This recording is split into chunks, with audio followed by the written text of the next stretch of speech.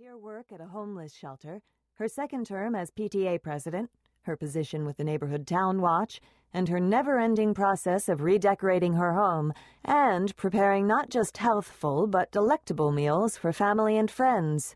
Sculling was merely the newest of Susan's many passions, and I knew from past experience that it was best not to interfere. For a time, she would be utterly consumed. It was all Nick's fault.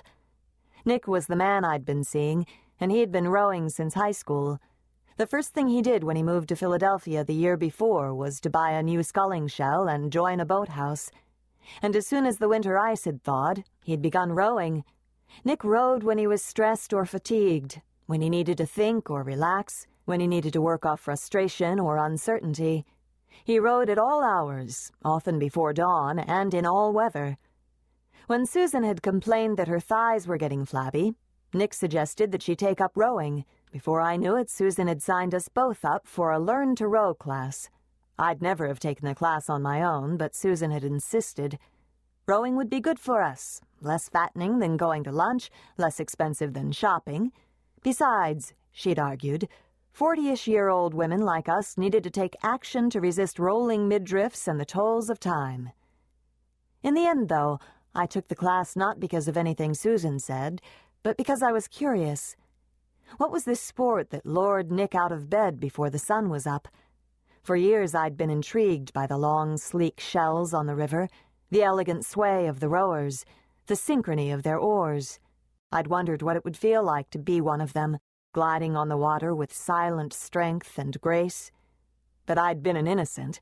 I'd had no idea how all-consuming this new hobby could become, or how it would change our lives. By the time our 6 weeks of learn-to-row classes had ended, Susan had become addicted. She'd urged me to join Humberton Barge, one of the oldest rowing clubs on Boathouse Row, and she insisted that we practice daily, preparing to compete in the Schuylkill Navy regatta, the first race of the summer. Susan may have been the instigator, but, in my way, I'd become hooked too. We'd even hired a coach, the controversial but esteemed Preston Everett, to work with us twice a week. A former Olympic champion, Coach Everett had the reputation of being both the most cantankerous and the most capable coach on the river. It had been Coach Everett who'd assigned us our boat, a double named Andale, and it had been Coach Everett who'd assigned us our positions.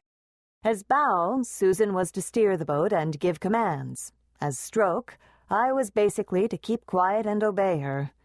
This arrangement suited Susan perfectly. She enjoyed talking without interruption on any subject that breezed through her mind. As we rowed, she often commented on the natural environment, the lush foliage along the banks, the egrets and loons, the turtles, the ducklings. Depending on her mood, she would rave or rant about her husband Tim and any of her 3 children. She talked about the clients she was defending, the rabid ferocity of prosecutors, the shoulders of the contractors working on her house, the price of slipcovers for her sunroom sofa, a new chili recipe that was rich with chocolate, the outcome of her impending mammogram, how much weight she'd gained or lost, the burgeoning sizes of her teenage daughter's bras. She saw her role as bow as a license to speak uninterrupted for as long as she wanted about anything. Mostly I tuned her out, but buried in her monologue were occasional directions about rowing the boat, so I had to tune in at least marginally. We shoved off the dock, gliding gently away from the glowing lights of Boathouse Row.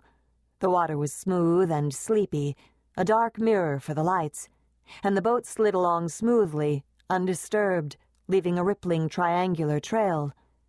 Rowing at night, I thought, might not be so bad after all. It was peaceful, romantic in a way. Maybe Nick would row with me some evening. I pictured it, the 2 of us alone on the river under the dreamy moon. "Half slide in 2, Susan called, "and stop splashing." Splashing? I wasn't splashing, or I hadn't thought I was. But I didn't say anything. Coach Everett had been very clear about boat behavior. The bow and only the bow was to speak. The bow was in command. Everybody else was to keep silent, back straight and eyes focused forward.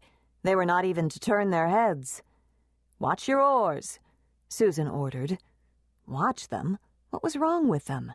And how could I watch them if I wasn't supposed to turn my head? "Why?" I called as I rowed, aware that by speaking I was breaking a cardinal rule. "What's wrong?" "You're still splashing." I was? "With both oars?" I had to shout. The river was quiet, but Susan was behind me, and I was faced away from her. And along this stretch of the river, sounds of traffic on Kelly Drive and the nearby expressway muffled our voices. "Sometimes," she shouted back. "And watch your slide." My slide? The slide is the part of the stroke when the legs bend as the rower's seat moves up from bow to stern. But what about the slide was I supposed to watch? Was it too fast, too slow, too early, or late? Why couldn't she be specific? Was she being deliberately obtuse? Never mind, I told myself. Let it go. "And relax your shoulders." Oh, boy. We hadn't rowed 500 yards yet. Was Susan going to comment on my every move for 6 more miles? "Watch the splashing," she shouted, "and give me pressure on port. More port. Give me more port." I gave her port, thinking about what else I wanted to give her. After we passed under the Girard Avenue Bridge, though, Susan changed her approach. "We have to relax," she said. "We?" "Our shoulders are tense." She'd begun referring to us as a single being. I took a deep breath, trying to focus, to inhale the warmth and calm of the night, the clear sky, the glassy water, anything but the cloying commands of the bow. "We need to sit up tall," she said. I closed my eyes, centering myself. Coach Everett had told us to row with our eyes closed so we could sense the boat moving in the water. I closed mine to escape the squawking in the bow. No good. Susan kept it up. She began to narrate each stroke, start to finish in an annoying sing-song cadence. "Hands away fast, swing with our bodies, now slow slide, roll our oars early and catch." Okay, I'd had enough. "Susan," I called, still rowing, "can we just row?" "What?" "Please, just steer the boat and call the drills. Can you not talk so much?" "I'm the bow. I'm supposed to tell you what to do." "But you're talking non-stop. I can't focus on rowing. All I can think about is you talking." "Excuse me?" She was appalled at my insubordination, stunned. "I can't believe this. Let it run." That means we stop rowing. Our oars slapped the water as we floated to a stop. I twisted around to face her. "What's your problem, Zoe?" Susan demanded. "You don't like me being bow? I didn't ask to be. Coach Everett made me bow." "I have no problem with you being bow. Obviously you do. You can't stand not being in charge, even in a damned boat. This is about your control thing, isn't it?" Oh, dear, she was making it personal. She knew me too well, knew what my issues were. "Susan, no. It's not about me. I don't need to be in control." "Really? Not about control? Then what? Your trust thing? You don't trust me to be bow, is that it? You don't think you can rely on me?" I closed my eyes and took a deep breath. "Susan, this is not about trust or control. It's not about me. I really don't mind you being bow. I just mind you being the bow from hell." Whoops, that was harsh. I felt her recoil, wounded and defensive. "How am I the bow from hell?" "You criticize my every move." "No way, I do not." "Oh, please, Susan." "I'm just doing my job. I'm responsible for how the boat moves. You want to move the boat? Focus on your own rowing instead of mine."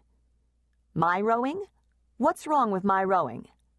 The conversation wasn't going well, but I couldn't stop myself. "We're both beginners, Susan. Neither of us is perfect." "I didn't say I was." "You blame me for every little wobble." "That's absurd. I do not." Alone in the middle of the river, we scrapped like an old married couple. Susan was my best friend, and I knew the fight wasn't worth it, but I was tired and cranky. We kept it up, jabbing, bickering, getting nowhere, and behaving badly. "How about we both just shut up and row?" I finally said. I sat in the